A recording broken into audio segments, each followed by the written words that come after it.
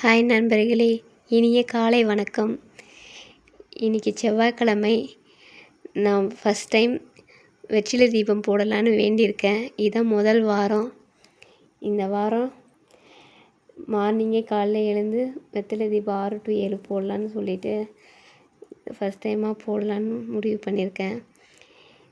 எந்த தடங்களும் இல்லாமல் நல்லபடியாக முடியணும்னு நினைக்கிறேன்.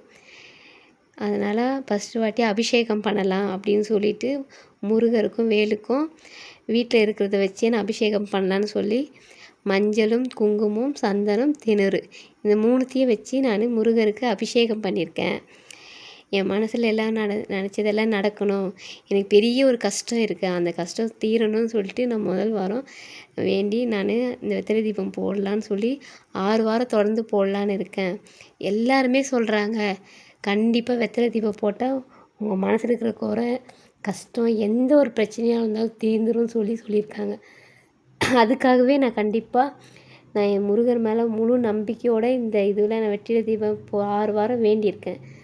கண்டிப்பாக முருகர் இன்றைக்கி எல்லாமே கூட இருந்து வழி நடத்துவார் சொல்லி நான் அந்த நம்பிக்கையில் போடுறேன். இந்த வெற்றிலை தீபம் இந்த அபிஷேகம் பண்ண ஆரம்பித்ததுலேருந்தே எனக்கு அவ்வளோ ஒரு நிம்மதியாக இருந்துச்சு. இந்த மாதிரி நிம்மதி நான் இருந்ததே இல்லை.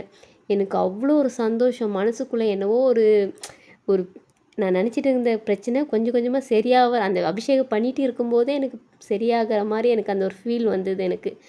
எனக்கு அந்த மாதிரி ஒரு ஃபீல் என்றைக்குமே நான் வந்ததே இல்லை. இதான் முதல் வாட்டி. இந்த முதல் வாரத்துலேயும் என் மைண்டு ஃபுல்லாக ஃப்ரீயாக இருக்குது, அவ்வளோ ஒரு நிம்மதியாக இருக்குது.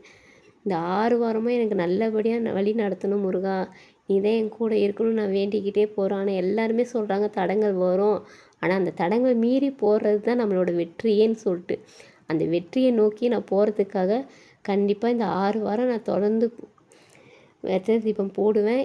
இதுக்கப்புறமா நான் எப்போவுமே நான் போடலான்னு சொல்லி முடிவு எடுத்திருக்கேன். எனக்கு அவ்வளோ ஒரு சந்தோஷம். நான் என்றைக்குமே இந்த மாதிரி ஒரு சந்தோஷம் தான் இல்லவே இல்லை. எல்லாருக்குமே எல்லா விஷயத்துக்கும் நான் முருகருக்கு தான் நன்றி சொல்லணும். எனக்கு இந்த முதல் வாரத்திலேயே ஒரு பெரிய வெற்றி வந்த மாதிரி அவ்வளோ ஒரு கான்ஃபிடெண்ட்டாக இருக்குது எனக்கு. இந்த இந்த விளாக் போடுறதே எனக்கு உண்மையாலே எனக்கு அவ்வளோ ஒரு சந்தோஷமாக இருக்குது. முருகனுக்கு தான் நன்றி சொல்லணும்.